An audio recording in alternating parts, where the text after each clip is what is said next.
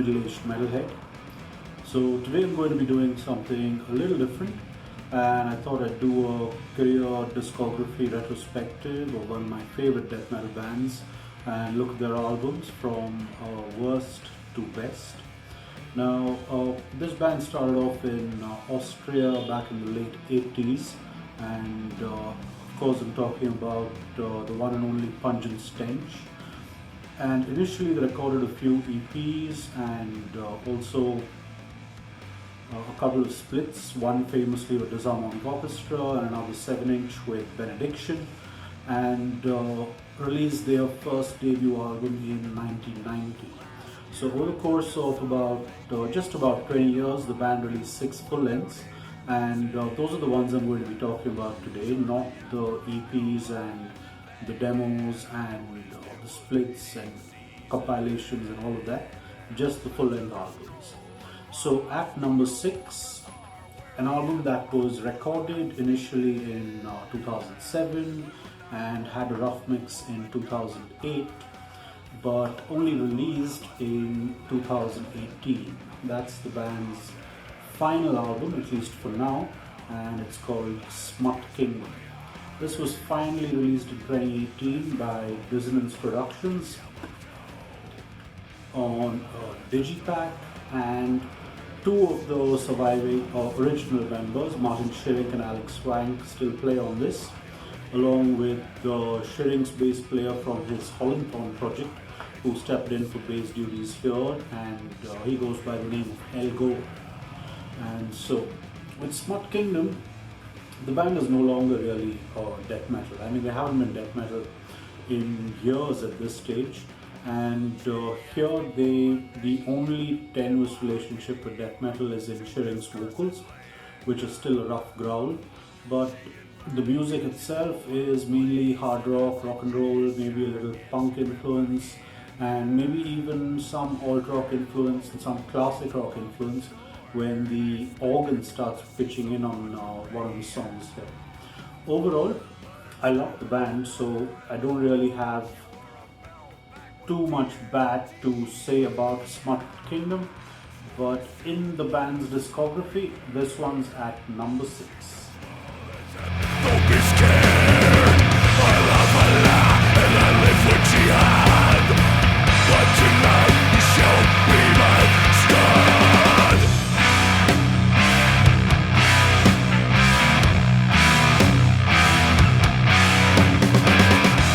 Tomorrow I'll fulfill my destiny, right in front of the US Embassy.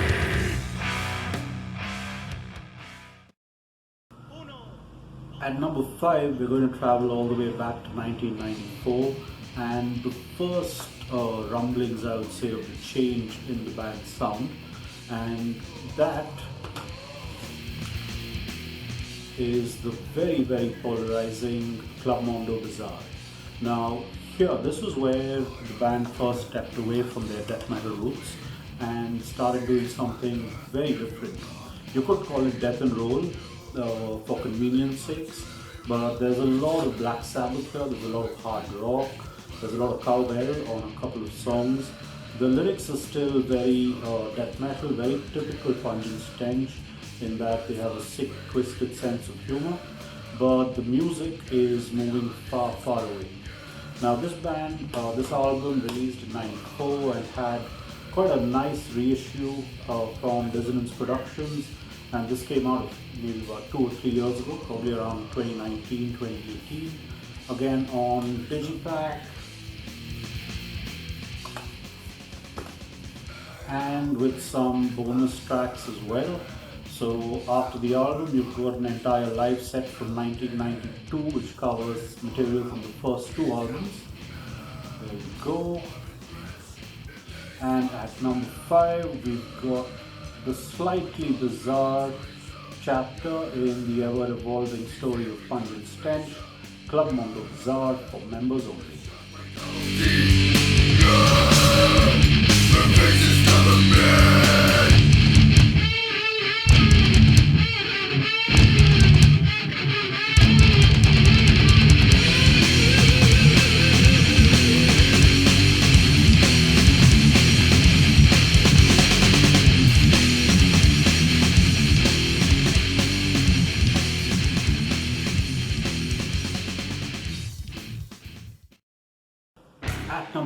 slightly more recent album from the band, and one that it took me a long time to source this. Thanks finally to Mahatma Distributions, who managed to source this one for me, along with actually the last three Pungent Stench albums, which were not too easy to get here in India. And that's Ampuety. And as you can see there, and at the back cover, now this album caught me by surprise because I was expecting, generally they've been a little all over the place in recent years. But when I heard this is a pretty solid combination of the band's death metal roots with some hard rocking death and roll kind of sounds, and there is some really big fat riffs on this album. And the album starts with a song called Lindy, She-Wolf of Abu Ghraib, which is based, of course, on the American soldier who was convicted for torturing prisoners in Abu Ghraib. And then it moves on to Invisible Empire, which is about American imperialism. And from there on, the band kind of go back into their standard sick, twisted, slightly funny, very darkly funny lyrics. But the music is what makes Ampuety really stand out a little bit. And this one is holding up quite well and is quite an enjoyable listen for me. Although newer fans, or if you've never heard of Pungent Stench, then this may not be the place to start. It also comes with another digipack, which I don't think I can really show this on YouTube. Suffice to say that it's very aesthetically done, but also highly disturbing. But at number 4, we've got Ampuety from 2004. Power and might, Templars unite, dominate humanity. Power exists, conspiracy glass.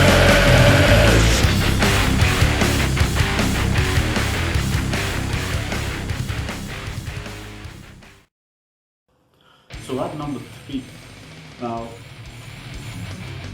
is the album from 2001, and that's Masters of Moral, Servants of Sin.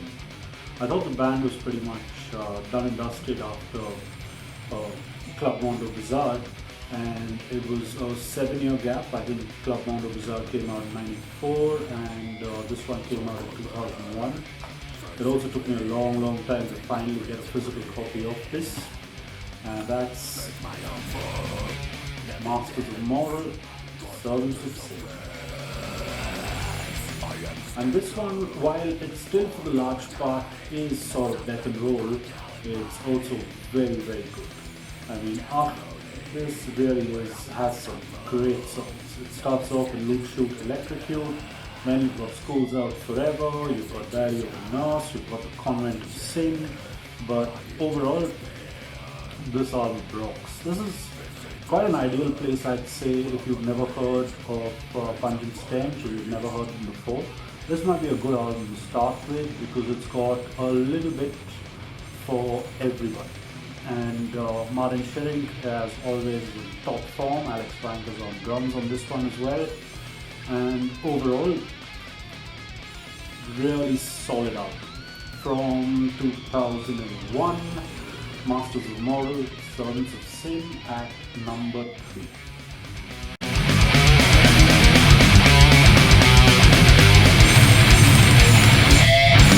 Watch my body, shake my head. No more tears to shed. Lack the power, drink my life, fry my hands and fight.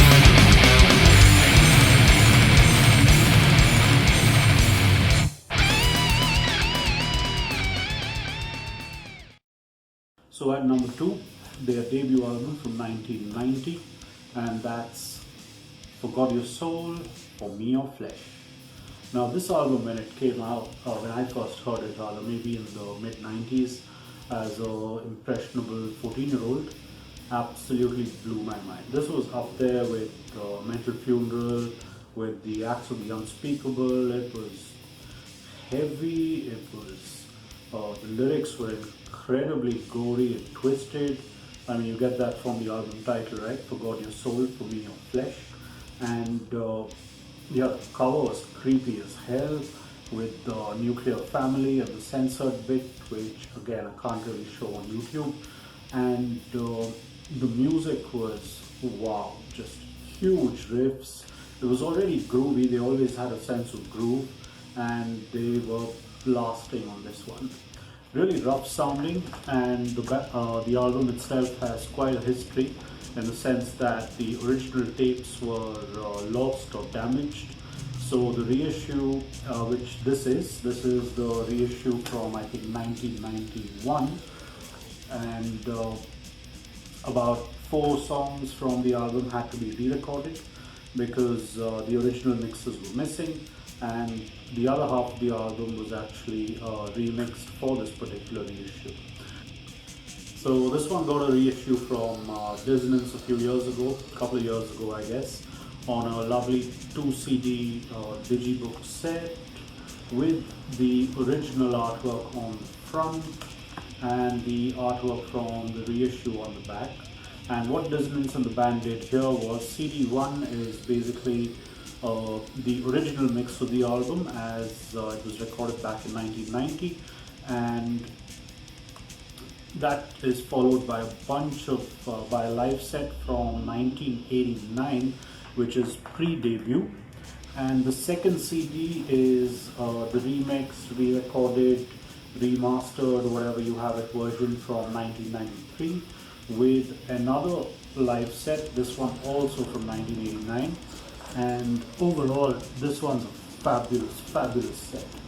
I mean, it's nice to go and get the original CD on Discogs and everything else, but this one really does the job.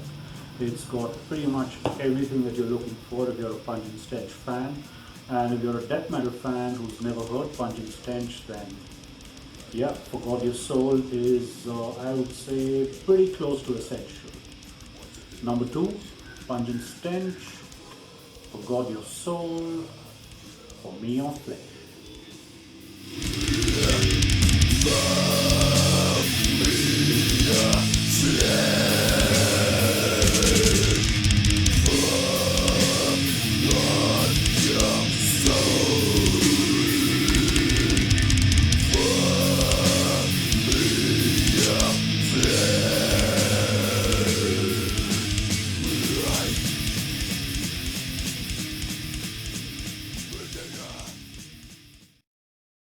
And finally at number 1, the band's second album from 1991, Bean Caught Buttering. Let me just pull that sleeve out. Again, super disturbing imagery there, and band full at the back. This one's also got a reissue from Dissonance, along with the first few releases, but for whatever reason I haven't picked it up yet. And yeah, this one is a death metal essential. I mean, if you're even remotely interested in death metal, and this is the back cover from the 1991 Nuclear Blast release. But if you're even remotely interested in death metal, then Bean Caught Buttering is absolutely essential. The band had refined their death metal attack between their debut and this album, and you can tell the songs are fantastic, they're memorable, they've got big riffs, a little bit of groove here and there, and they blast even more than they did on the debut album.